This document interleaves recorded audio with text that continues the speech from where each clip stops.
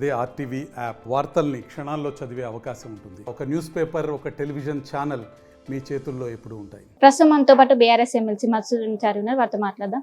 Sir, నిన్న అసెంబ్లీలో కులగణన తీర్మానం ప్రవేశపెట్టారు. దీన్ని బీఆర్ఎస్ ప్రభుత్వం ఏ విధంగా చూస్తుంది?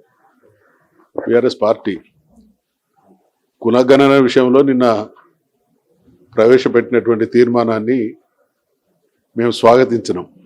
కానీ దానికి చట్టబద్ధత తీసుకురావాల్సినటువంటి అవసరం ఉంది. భారతదేశంలో పరిస్థితి బీసీల పట్ల ఇతరత్ర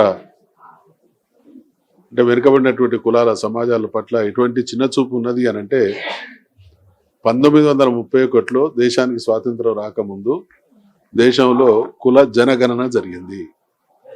దేశానికి స్వాతంత్రం వచ్చి 76-77 సంవత్సరాలు గడిచిన తర్వాత మా లెక్కలు తెలుసండి, మాకు రాజకీయంగా ఆర్థికంగా సామాజికంగా ఉద్యోగ ఉపాధి పరంగా న్యాయం చేయండి అనేటువంటి డిమాండ్ చేస్తూ ఉంటే నిర్ణయం తీసుకోలేనటువంటి స్థితిలో పాలక వర్గాలు ఉన్నాయి అని అంటే దేశ స్వాతంత్రం తర్వాత అందుతున్నటువంటి ఫలితాలు ఈ వర్గాలకు అందించేటువంటి చిత్తశుద్ధి పాలక వర్గాలకు లేదనడానికి నిదర్శనం.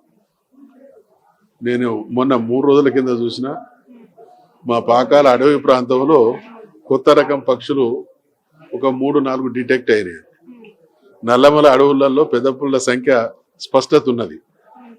కానీ దేశంలో కులాల వారీగా ఏ కులం ఎంత సంఖ్యతో ఉన్నది, వారికి ఏ విధమైనటువంటి న్యాయం చేయాలనేటువంటి విషయంలో గణన చేయకపోవడం అనేది చాలా తీవ్రమైనటువంటి విషయం. గతంలో మేము శాసనసభలో నేను స్పీకర్గా ఉన్నటువంటి రోజులలో కూడా తీర్మానాలు చేసి పంపినాం. ఈ బీసీ కుల గణన జరగాలి. అదే రకంగా బీసీ మంత్రిత్వ శాఖ కూడా కేంద్ర స్థాయిలో ఉండాలి. తద్వారా ఈ సమాజం, ఈ వర్గాలు ఎదుర్కొంటున్నటువంటి సమస్యలకు పరిష్కారం దొరుకుతుంది. ఇవాళ కాంగ్రెస్ పార్టీ మొన్న జరిగినటువంటి ఎన్నికల సందర్భంగా వారి మేనిఫెస్టోలో మేము ఈ బీసీ కుల గణన ఇతర కులాల విషయంలో చట్టబద్ధత ప్రకారం చేస్తామనేటువంటి హామీ ఇవ్వడం జరిగింది.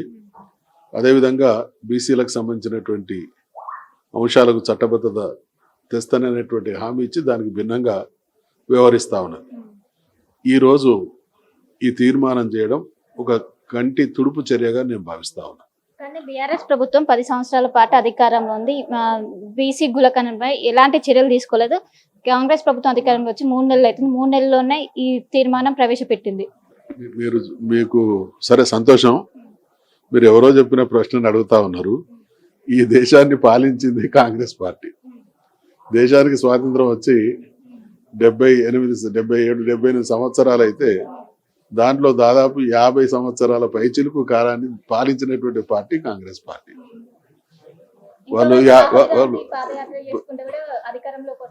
అధికారంలోకి వస్తే అంటే ఇదే ఇప్పుడు బీసీలకు వచ్చినటువంటి దురదృష్టం ఏంటంటే వీళ్ళను ఓట్లు వేయించుకోవడం కోసం మభ్యపెట్టే మాటలు తప్ప చిత్తశుద్ధి ఉంటే వాళ్ళ తాత రాహుల్ గాంధీ గారి ముత్తాత నెహ్రూ గారు పరిపాలించు, రాహుల్ గాంధీ గారి నాయనమ్మ ఇందిరాగాంధీ గారు పరిపాలించు, రాహుల్ గారి నాయన రాజీవ్ గాంధీ గారు పరిపాలించు. నిన్నటి దాకా ఉన్నటువంటి యూపీఏ ప్రభుత్వం కూడా వాళ్ళ అమ్మగారి కనుసన్నల్లో నడిచింది. మరి దేశమంతా వాళ్ళు పరిపాలించి ఈ రోజు కూడా న్యాయం చేసేటువంటి చిత్తశుద్ధి ఉంటే 3 అంశాలమ్మ. ఒకటి, నిన్న చేసినటువంటి తీర్మానానికి చట్టబద్ధత లేదు, నంబర్ 1. నంబర్ 2, టైం బౌండ్, ఎన్ని రోజుల్లాగో చేస్తారు.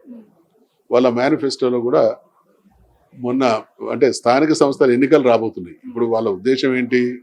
పార్లమెంట్ ఎన్నికలు రాబోతున్నాయి కాబట్టి బీసీలకు ఏదో చేసినాం అనేటువంటి మభ్య పెట్టే ప్రయత్నం. మేమేం డిమాండ్ చేస్తున్నాం? ఈ ఎన్నికల ముందే తేల్చండి, దానికి చట్టబద్ధత ఇవ్వండి. తర్వాత ఈ విషయంలో స్పష్టత వచ్చిన తర్వాతనే స్థానిక సంస్థల ఎన్నికలు దాని ఆధారంగా నిర్వహించండి అనేటువంటి డిమాండ్ చేస్తున్నాము. చట్టబద్ధత లేని ప్రయత్నం ఏది కూడా అది ప్రజలను మభ్యపెట్టడానికి అక్కడికి వస్తుంది తప్ప ఆ వర్గాలకు న్యాయం చేస్తుంది కాదు. ఇది ఒక రకంగా ఒక ఎత్తుగడ. మళ్ళీ ఎన్నికలు రాబోతున్నాయి. ఎట్లాగూ అంటే కాంగ్రెస్ ప్రభుత్వం 100 రోజులలో ఇస్తున్నటువంటి హామీలకు ఇప్పుడు 67-68 రోజులు గడిచినాయి. 32 రోజులు 33 రోజులలో ఎట్లాగో అవి చేయలేదు. కాబట్టి మళ్ళీ కొత్త ఎత్తుగడ ఇది చెప్పినా కూడా మళ్ళీ ప్రజల్లోకి పోయి ఓట్లు దండుకోవాలనేటువంటి ఒక ఆలోచన. సరే, తీర్మానాన్ని మేము తప్పకుండా స్వాగతించాల్సిందే, కానీ తీర్మానంతో సమస్య పరిష్కారం కాదు. కాబట్టి మీకు నిబద్ధత, నిజాయితీ, చిత్తశుద్ధి ఉంటే దానికి చట్టసభ తీసుకురమ్మని కోరుతాం. ఇప్పుడు ఎంపీ ఎలక్షన్ లో బీఆర్ఎస్ బీజేపీకి రహస్య ఒప్పందం. గాలి మాటలు మాట్లాడుతున్నాము, గాలి మాటలకు గాలి ప్రశ్న ఊహాజనితమైనటువంటి. నిన్న మంత్రి మల్లారెడ్డి అన్నారు స్వయంగా పొత్తు ఉంటుందని. బీఆర్ఎస్ అనేది ఒక పార్టీ. మల్లారెడ్డి గారు, మధుసూనాచారి గారు నిర్ణయం తీసుకుంటుంది కాదు కదా. ఇది పార్టీ ఉంటుంది, ఆది నాయకుడు ఉంటాడు, కమిటీలు ఉంటాయి. ఇది విధానపరమైనటువంటి నిర్ణయం. ఇటువంటి విషయంలో ఎవరు మాట్లాడకూడదు. దురదృష్టం ఏంటంటే కొన్ని విషయాలను పత్రికలే రాస్తా ఉన్నాయి, మళ్ళీ వాళ్ళే ప్రశ్నిస్తా ఉన్నారు. వాళ్ళే రాస్తారు పొత్తు అని, మళ్ళీ వాళ్ళే నిజమేనా అని ప్రశ్నిస్తారు. అందుకని అటువంటి వాటి విషయంలో నేను మాట్లాడు. కానీ ఇప్పుడు అసెంబ్లీ మొత్తము కాళేశ్వరం, మేడిగడ్డ చుట్టే తిరుగుతున్నది. సో ఏమంటారు, బీఆర్ఎస్ ప్రభుత్వానికి ఏమైనా బయటకు వస్తుందని, లూబీ లాగుతుందని నేను భయం. అమ్మ, కాళేశ్వరం, మేడిగడ్డ నిమిషాల మీద ఎక్కడో మాయమయ్యేది కాదు. అవి ఉండేటి. ఖచ్చితంగా కేసీఆర్ గారు కానీ, బీఆర్ఎస్ కానీ మేము చాలా స్పష్టంగా చెప్పినాం. మీరు ఎంక్వైరీలు చేసుకోండి, చట్టపరమైన చర్యలు తీసుకోండి. ఇప్పుడు జరుగుతున్నది ఏంది? కాంగ్రెస్ ప్రభుత్వం అధికారంలో ఉన్నది. వాళ్ళు ఇచ్చినటువంటి హామీలు నిలబెట్టుకోలేరు. కాబట్టి ప్రజల దృష్టిని మరల్చాలి. కాళేశ్వరంలో ఏదో జరిగిందని, బీఆర్ఎస్ ప్రభుత్వ హయాంలో అన్ని అవకతవకలే జరిగినాయని. ఇప్పుడు ఏం చేస్తా 3 విషయాలు: కరెంట్ ఇస్తలేరు, నీళ్ళు ఇస్తలేరు, అనుకున్నటువంటి స్కీములు అమలు చేస్తలేరు. దీని వెనుక అన్ని వైఫల్యాలు మా మీద నెట్టి వాళ్ళు అసలు విషయం నుంచి పారిపోయేటువంటి ప్రయత్నం చేస్తా ఉన్నారు. ఇది పూర్తిగా మేము అన్నిటికీ కట్టుబడి ఉన్నాం. ఏ ఎంక్వైరీలకైనా కట్టుబడి ఉన్నాం. అది నీకు తెలిసాల్సింది పోయి తెల్లారులైతే ప్రభుత్వం నడపడం అంటే గడిచిన వాటి విషయంలో వల్లవేయడమే కాదు కదా. ఇచ్చిన మాట ముందు వాళ్ళ నిజాయితీకి, నిబద్ధతకు నిదర్శనం వాళ్ళు చెప్పినటువంటి హామీలు నెరవేర్చడం. తర్వాత 100 ఎంక్వైరీలు చేసుకొని దాని మీద సిద్ధంగా. ఓకే, నెరవేర్చకపోతే మీరే ఎలాంటిగా ముందుకెళ్తారు బీఆర్ఎస్ పార్టీ? డెఫినెట్ గా ప్రజలు, ఇప్పుడు మేము ప్రధాన ప్రతిపక్షం, ప్రజల్ని చైతన్యవంతులను చేస్తాం. అడుగు ప్రతిపక్ష నాయకుడు ఆరోగ్యం బాగలేని విషయం తెలిసి కూడా మీరు ఎవరు తరఫున వకాలు తప్పించుకున్నట్టు మాట్లాడితే తెలుసా? ఖచ్చితంగా వస్తాడు. మీకు ఇక్కడ అర్థం కావాల్సింది ఏంటంటే, మా ఉద్యమం గురించి, మా నాయకుడి గురించి తెలిస్తే ఇటువంటి మంది అనుకునే మాటలను ప్రశ్నలుగా వేయరు. ఎందుకు అంటున్నా అంటే, 294 మంది శాసనసభ్యులు ఆంధ్రప్రదేశ్లో ఉండే.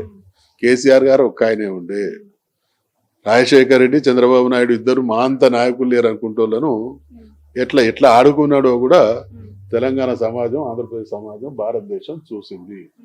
ఒక్కడుండి అంత పెద్దోళ్ళను 294 మందిని నిలదీసి తెలంగాణ జాతిని చైతన్యపరిచి తెలంగాణ రాష్ట్రం తెచ్చిన నాయకుడికి ఈయన ఇప్పుడున్న పెద్ద మనిషి ఎందరి శిష్యుడో, వాళ్ళ గురువులనే మింగినోడు మావాడు. ఈ శిష్యుల సంగతి. సో మొత్తం మీద మనం చూసుకోవచ్చు, బీసీ కులగన్న ఏదైతుందో బీఆర్ఎస్ పార్టీ మొత్తం స్వాగతిస్తుంది. కానీ అది ఎప్పుడైతే చట్టబద్ధంగా తొందరగా అమలు వేసే విధంగా కాంగ్రెస్ ప్రభుత్వం అడుగులేయాలి అని ఒకవైపు బీఆర్ఎస్ ఎమ్మెల్సీ మస్తు సార్ అయితే మనతో చెప్తున్నారు. కెనపర్సన్ సుదర్శన్తో కలిసి శిల్ప RTV. మరిన్ని వీడియోస్ కోసం ఛానల్ ని సబ్స్క్రైబ్ చేయండి. లేటెస్ట్ అప్డేట్స్ కోసం వాట్సాప్ ఛానల్ ని ఫాలో చేయండి. అండ్ లింక్ డిస్క్రిప్షన్ లో ఉంది.